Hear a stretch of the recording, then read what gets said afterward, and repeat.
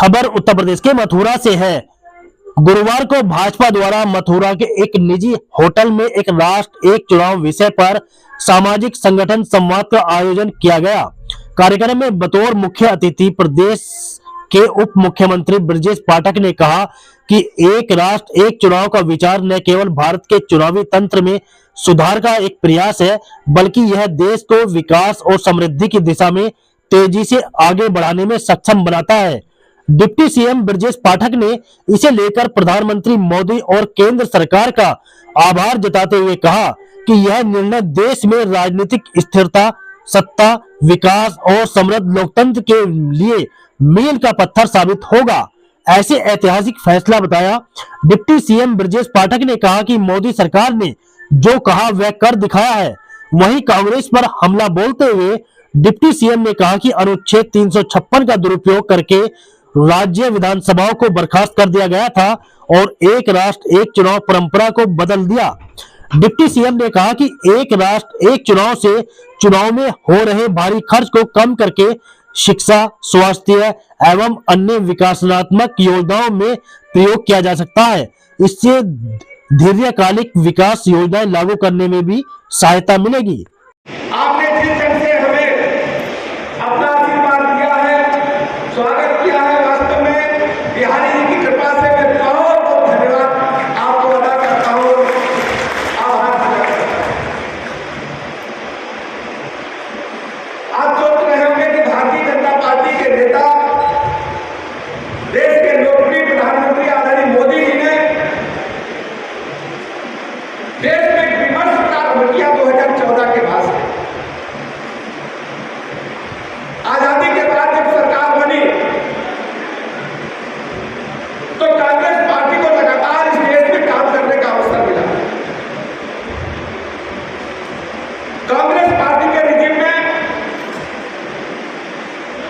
ढेर सारा कूड़ा कबाड़ इकट्ठा हो गया था, ढेर सारी कुरीतियां पनप गई थी।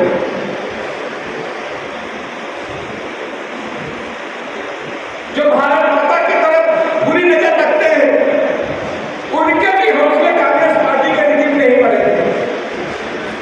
माननीय मोदी जी ने तय किया कि भारत माता का जो ध्वज है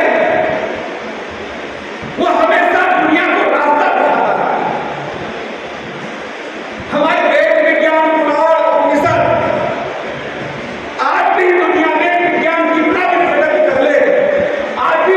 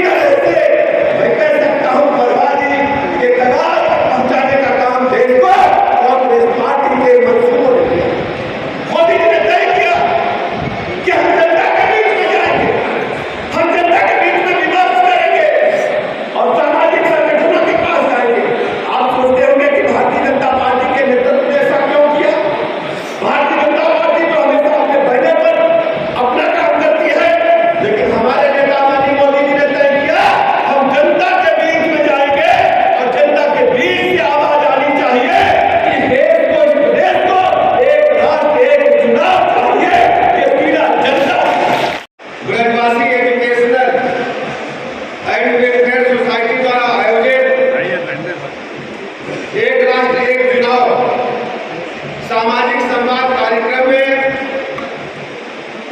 उपस्थित हमारे पुराने मित्र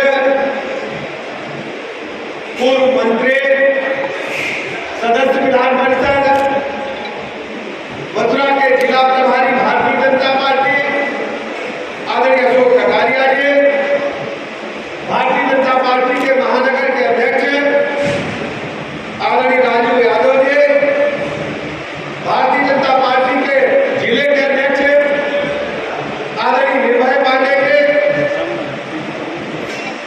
कई बार लोकसभा के सांसद रहे, वर्तमान में राज्यसभा के सांसद हमारे पुराने साथी आदरणीय चौधरी देववीर सिंह जी, पूर्व मंत्री भारतीय जनता पार्टी के वरिष्ठ नेता आदरणीय रविकांत गर्ग जी, बहुत ही लोकप्रिय विधायक गोवर्धन आदरणीय मेघश्याम जी, जिला पंचायत के अध्यक्ष आदरणीय किशन चौधरी